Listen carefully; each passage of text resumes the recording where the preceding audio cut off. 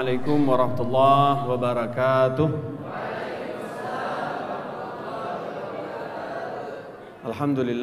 Alhamdulillahilladzi allafa baina qulubina wa asbahna bi ni'mati ikhwana. Wassalatu wassalamu ala sayyidina wa habibina wa qudwatina Muhammad wa ala alihi wa sahbihi wa jami'at tabi'in wa man tabi'ahum bi ihsanin ila yaumiddin. Qala Allah Ta'ala fi kitabil karim, a'udzu billahi minasyaitonir rajim, bismillahirrahmanirrahim.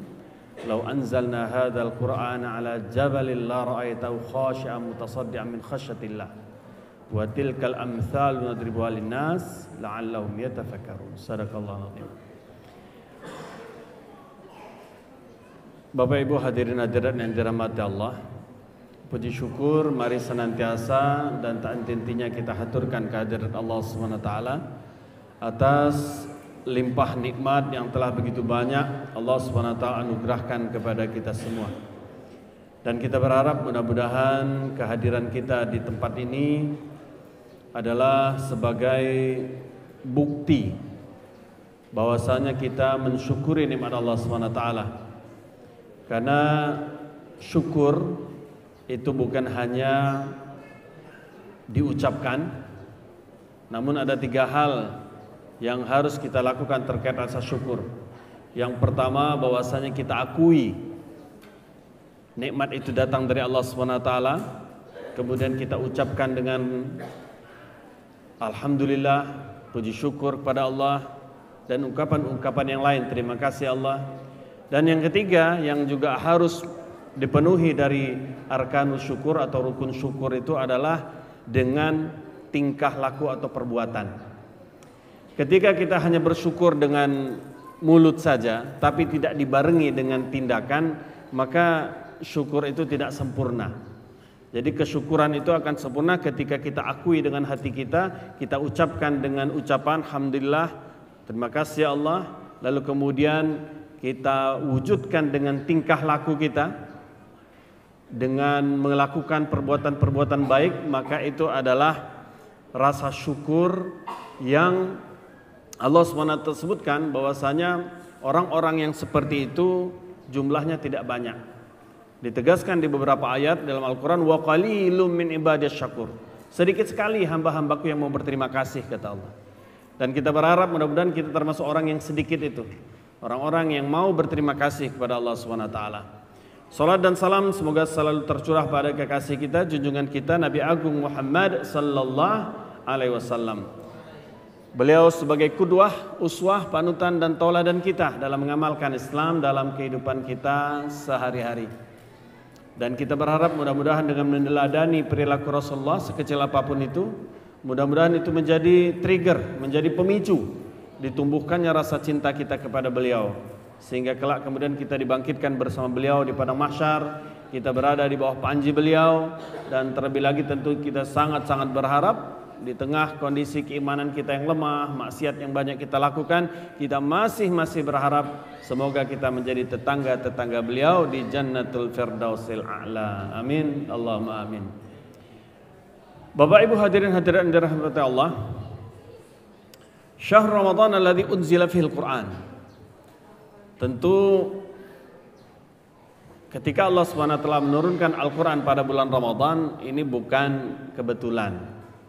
Tentu di sana ada nilai yang besar yang Allah SWT berikan, yang kemudian ini menjadi nilai yang besar bagi kita jika kita ingin mulia dan besar di sisi Allah SWT. Semua yang berinteraksi dengan Al-Quran itu menjadi tinggi nilainya di sisi Allah SWT. Ramadan dimuliakan oleh Allah SWT. Al-Quran turun di dalam bulan Ramadan. Al-Quran pertama kali diturunkan di malam Qadar atau Lailatul Qadar, maka Lailatul Qadar menjadi lebih baik daripada 1000 bulan. Rasulullah SAW mendapat wahyu dari Allah SWT berupa Al-Quran, maka kemudian Rasulullah menjadi Sayyidul Anbiya, pemimpin para nabi. Malaikat Jibril yang menjadi perantara turunnya Al-Quran itu juga kemudian menjadi pemimpinnya para malaikat. Begitu juga Al-Quran, kita memposisikan antara kertas yang bertuliskan biasa dengan tulisan yang bertuliskan ayat-ayat Al-Quran itu berbeda perilaku kita. Ya, atau para ulama juga menyebutkan misalnya kulit kambing ya. Kulit kambing itu ketika dijadikan beduk maka kulit kambing dipukul-pukul gitu ya. Atau ketika dijadikan alas dia jadi tempat duduk. Tapi ketika dia dijadikan sampul Al-Quran maka dia dicium. Jadi sampai seperti itu. Jadi segala sesuatu yang berinteraksi dengan Al-Quran semuanya memiliki nilai yang the best gitu. Menjadi selalu bertambah berlipat-lipat. Nah, hadirin hadirat yang dirahmati Allah, insyaallah pada hari ini kita coba mengkaji, mengambil energi dari Al-Quran. Nah, di dalam bulan Ramadan Rasulullah SAW begitu menjadikan Al-Quran itu sebagai sebuah teman akrab. Selalu sehingga kemudian disebutkan ada 3 interaksi ya. Ada 3 interaksi kita dengan Al-Quran yang ini harus kita lakukan. Tapi tentu ini bertahap untuk sampai kepada interaksi-interaksi ini.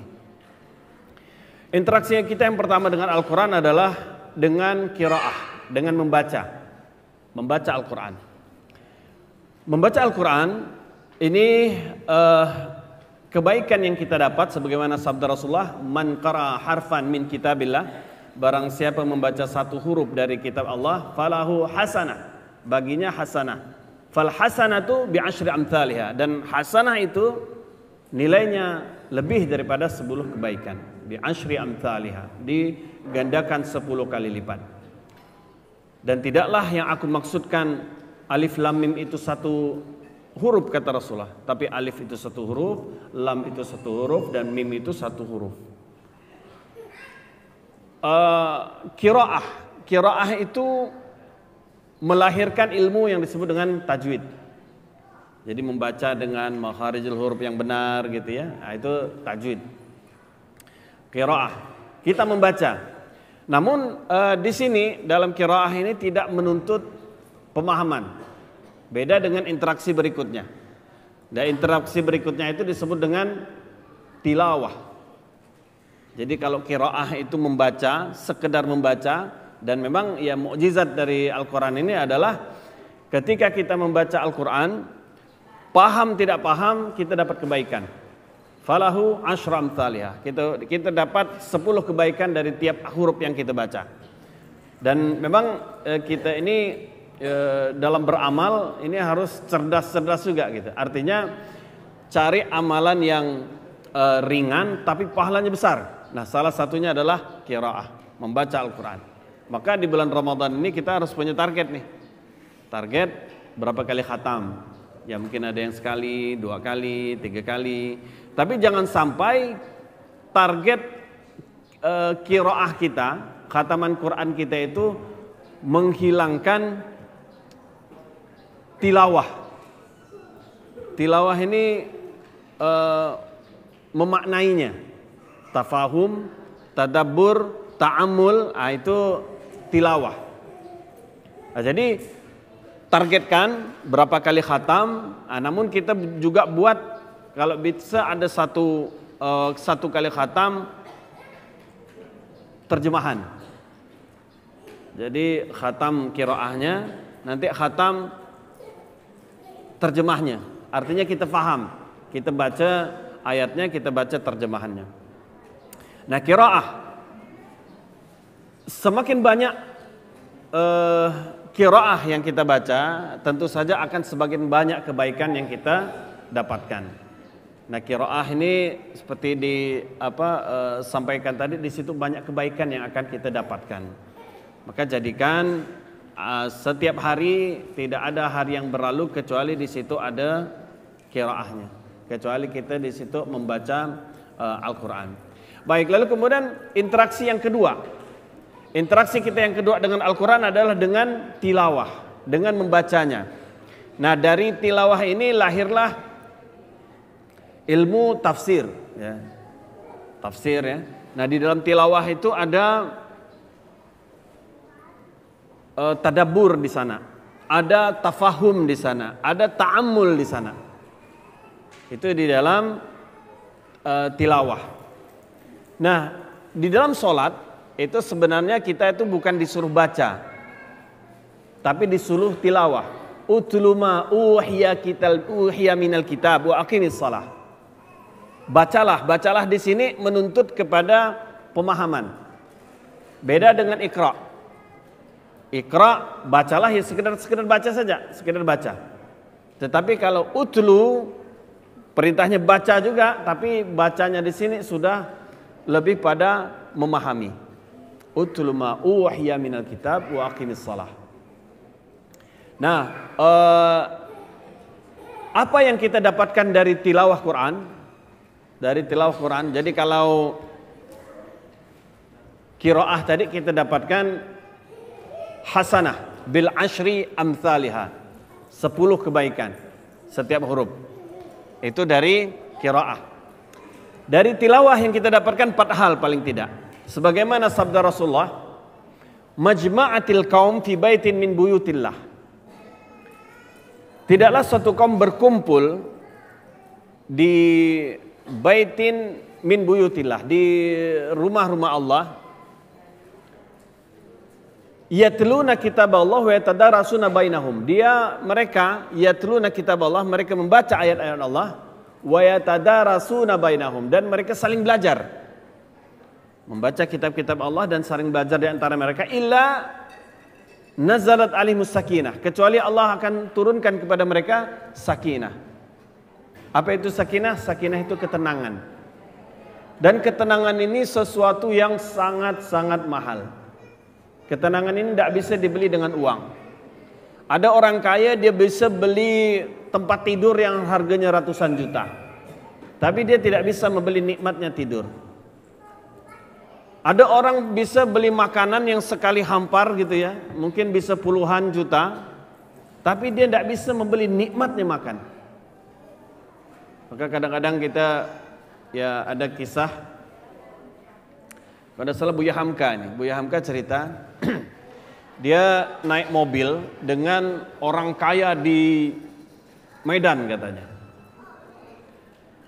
Lalu kemudian ketika mereka melihat di jalan, ketika naik mobil itu mereka melihat di sawah di sawah itu ada seorang suami istri petani yang makan makanan yang yang dibawa istrinya itu ya. Jadi suaminya habis kerja kan makan siang itu kan, istrinya bawa makanan itu, ya makanannya sangat sederhana, hanya sambal sama ikan asin gitu ya. Tapi kemudian orang kaya itu bilang, enak sekali mereka ya katanya gitu. Jadi bayangkan orang paling kaya di Medan, ini cerita Buya Hamka, paling kaya di Medan, tapi dia mengatakan nikmat sekali orang itu. Orang miskin, orang petani yang hanya makan seperti itu, tapi mereka bisa menikmati. Nah itulah dia sakinah gitu ya. Itulah ketenangan yang tidak bisa dibeli dengan harta. Sehingga para ulama ketika seorang karena salah Ibnu Taimiyah itu ketika di penjara, dia mengatakan sekiranya mereka tahu apa yang di dalam hati kami, ketenangan yang ada di dalam jiwa kami, maka mereka akan mengambilnya dengan paksa katanya. Ya, itu menunjukkan betapa ya walaupun para ulama, para ustadz itu disiksa segala macam, dipenjara segala macam, tapi itu tidak akan menghilangkan rasa bahagia mereka, sakinah mereka. Nah inilah karena apa? Yatluna kitab Allah, nazalat alaihimus sakinah. Sakinah ini mahal, tidak bisa dibeli dengan uang. Maka kalau kita ingin mendapatkan sakinah yang banyak, sering-seringlah yatluna kitab Allah wa yatadarasuna bainahum. Baca kitab-kitab Allah dengan makna tilawah, dengan makna memahami apa yang kita baca, mengkaji apa yang kita baca. Sakinah ini Ustaz Hidayat pernah cerita dalam sebuah pengajian. Jadi dia katakan di Eropa, saya lupa dengan negara yang disebutkan beliau itu, kalau di Swedia atau apa, itu ada sebuah tempat untuk lokalisasi bunuh diri. Jadi di sana itu kan orang tuh kadang-kadang nggak bunuh diri, nyari tempat tuh asal gitu ya. Misalnya di jembatan tol itu ya, loncat gitu kan. Akhirnya kan ngesusahkan orang kan. Mati akhirnya terpaksa dibawa kan, ngerepotin orang yang masih hidup istilahnya gitu. Akhirnya difasilitasi sama pemerintah dibuatlah tempat untuk bunuh diri, ada lokalisasinya. Ini di Jepang juga ada. Jepang tuh ada tempat namanya saya lupa itu. Daerahnya luas, hutan luas. Jadi orang kalau mau bunuh diri silakan ke tempat itu. Itu kan tidak salah sudah ada filmnya itu yang di Jepang itu.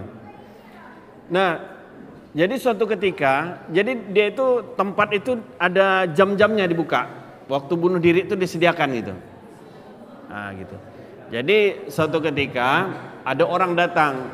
Dia datang nih sekitar jam 10-11 gitulah ya, mau bunuh diri. Lalu lewatlah seorang muslim. Dia duduk-duduk gitu kan, ditanya, "Kamu mau apa nih?"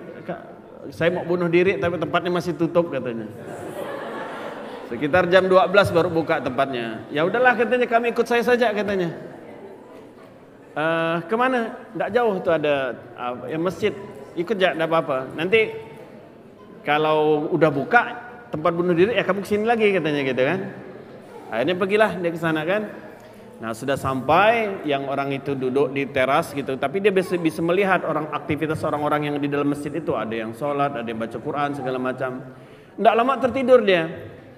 Yang mau bunuh diri ini tertidur. Lalu kemudian akhirnya orang muslim tadi kan sholat zuhur gitu kan.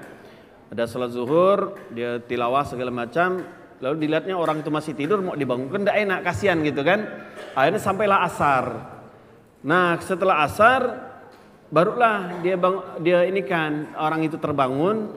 Dibilang dia, "Saya tadi mau bangunkan tapi nggak tega, saya lihat kamu ngantuk sekali," katanya. Sementara ternyata tempat bunuh dirinya udah tutup dah. Nggak jadi dia bunuh diri. Lalu kemudian orang itu tanya, "Ini tempat apa ini?" katanya. "Masjid," katanya. "Kenapa?" "Saya ini udah 10 hari tak bisa tidur," katanya. 10 hari tak bisa tidur. "Sampai di sini baru duduk sebentar dah bisa tidur," katanya. Itu sakinah.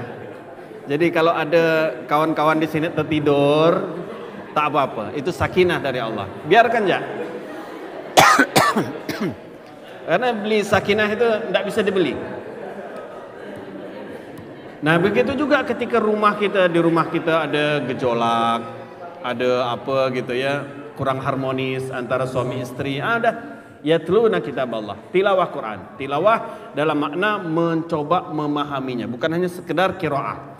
Qiraah iya dapat pahala, tapi tilawah itu akan dapat nilai lebih. Apa itu? Nazalat alaihimus sakinah, akan diturunkan kepada mereka sakinah. Kemudian wa khasyatur rahmah, diturunkan, dicurahkan bagi mereka itu rahmat. Rahmat itu apa? Rahmat itu yang pertama ampunan. Yang kedua, rahmat itu solusi. Dan yang ketiga, rahmat itu adalah rizki dari arah yang tidak disangka-sangka. Itu rahmat.